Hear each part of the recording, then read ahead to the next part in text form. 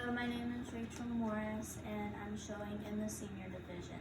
Today I will be talking to you about the process of laparoscopic artificial insemination that I learned when my breeder and I artificially inseminated some of my does to improve the genetics and quality of my herd.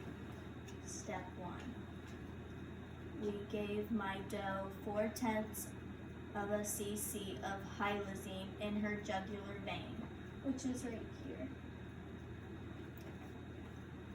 The drug just makes her body relax. They don't fall asleep. Be sure not to touch that area after it has been administered because it can be absorbed through your skin. When I was holding her, I could feel her put her entire weight on me, and her head felt like a brick, which I had to hold up. But when we knew that she was fully sedated, we moved on to the next step. Step 2. Check the doe to see if she is fully sedated. We do this by waving your hand in front of her eye. If she still blinks, she is not ready. Once the animal is sedated, you reach through under her belly and grab the opposite legs and let her down gently on her side. Then roll her back and pick up her legs and put her in the cradle. The cradle is this metal contraption. Step 3. Once she is in the cradle, secure her legs for your safety and hers.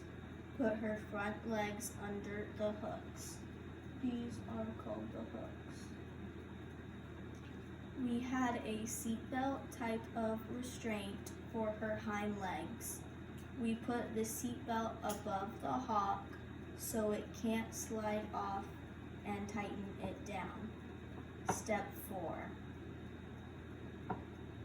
After the doe was secured, we shaved the abdominal cavity with a 30 blade, which is about from here all the way to where this bag starts. Step 5. Then we vacuumed all the shaved hair and dirt from the area. Make sure you get all the hair because you don't want the hair going in the body. Step 6. Next, we rubbed a pre-mixture of iodine and soap on the area that you just shaved. Just paint it on. You don't gotta make it dripping wet. While this area was being disinfected, my breeder was preparing his part. He would take the laparoscopic gun carrying the semen. We got 0.25 cc's, so with an external sheath and get it ready for use. We brought the doe over to his station and rotated her vertically, where her tail was in the air and her head was towards the ground. Step 7. He then made a 1/2 inch incision with a number 11 scalpel blade into the left side of the abdominal, which is on this side. He puts in the trocar, which is this metal piece, which is attached to a hose that pumps CO2 into the abdomen cavity to give a clear view of the uterus. Step 8. Then the laparoscope, which is this long metal piece, goes into the trocar, that little metal piece, so he can identify where the uterine horns are. He let me look through the laparoscope, and I expected to see a lot of blood and guts, but thankfully it was not. It was the total opposite. I was able to see the uterine horns easy. They were pink and moist looking, and everything looked so clean. It looked just like the pictures online when I was studying for this procedure. Step 9.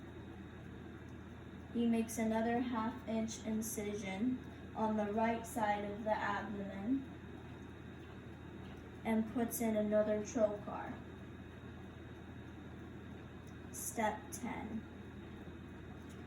He takes the semen in the inseminated pipette and put it in the right trocar. That's the inseminated pipette. Then he put 1/2 of the semen in each uterine horn. After all the semen was injected, he took the trocar out and decompressed the side valves to deflate the abdomen.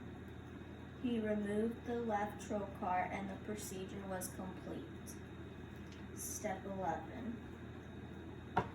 We lowered the dough horizontally. Then she was sprayed with betadine at both incision spots and given a 2 ml shot of penicillin subcutaneously. Afterwards, we wheeled her over to a cleared area and slid her out of the cradle slowly, keeping her head up. Once off the cradle, she got up and walked off. When she got off the cradle, she had this face that was like, "See you suckers." Not all does have this reaction. Some get groggy and not want to move, and then some take off running.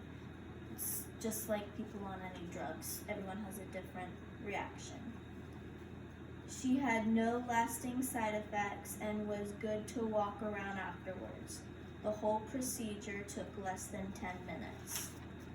I believe this is a great way to improve your herd because instead of buying a buck, you can just buy his semen and not deal with the hassle of the buck. You could even buy semen from a deceased buck. It also doesn't put stress on the buck and decreases the chance of injury. It prevents diseases like one that your doe could get from skin contact.